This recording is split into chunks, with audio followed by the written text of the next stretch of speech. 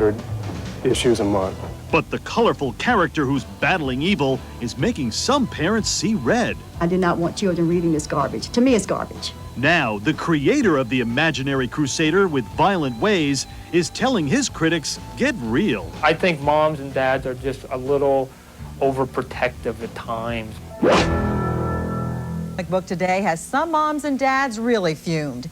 It's called Spawn. The subjects are anything from sexism to racism. And most disturbing, it's the #1 bestseller. Superhero comics are just kid stuff, right? Wrong. Today's comics have come a long way since Superman first burst on the scene to rescue Lois Lane. Now there's a new Cape Crusader on the block. His name is Spawn.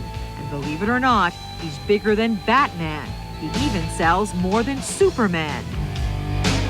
Spawn is the #1 comic book in the country. It's sold more than 50 million copies worldwide. And kids from 12 to 35 say he's more true to life than any other superhero. Well, I think he's more realistic than most comic heroes because there are no real good guys and bad guys in the world anymore. They're just people trying to do the right thing. I think it teaches little kids a lot more about real life as opposed to, just kind of bam sock kind of comic book. Spawn's mission is to right wrongs and fight demons. Controversial Spawn rushes in where no superhero has gone before.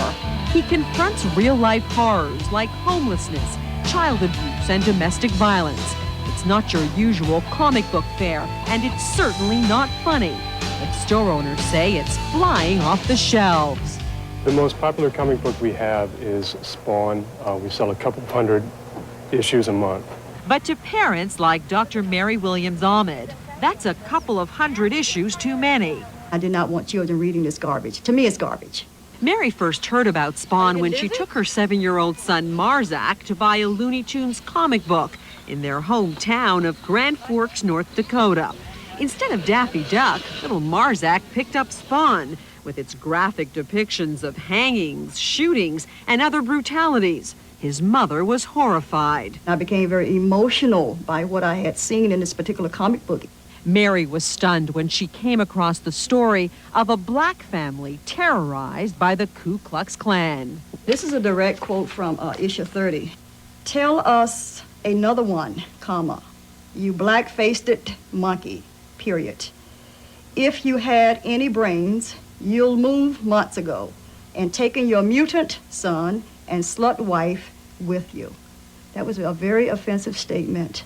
The comic book so enraged this Midwestern mom that she became a crusader herself, launching a one-woman campaign to get Spawn off the shelves.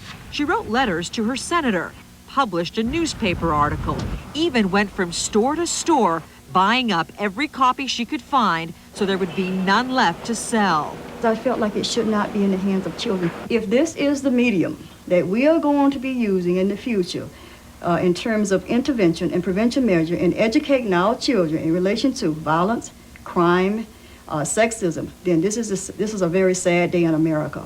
I think moms and dads are just a little overprotective at times with their kids, and I think they need to give time for things to kind of evolve. Todd McFarlane is the creator of Spawn. 3 years ago, this former Spider-Man artist left the corporate world to start his own company, Image Comics, giving him freedom to make his own rules. Spawn doesn't conform to the self-imposed industry standards of the Comic Code Authority. I'm not afraid to take on subjects that basically Superman or Batman wouldn't, because I think it's a slice of life. But it's a slice of life that some children are not ready for, according to child psychiatrist Eric Benjamin. I don't think there's any redeeming value in what's being done here. I think it's exploitation of very, very tragic things that happen in this society. By sensationalizing them, it does more harm than good.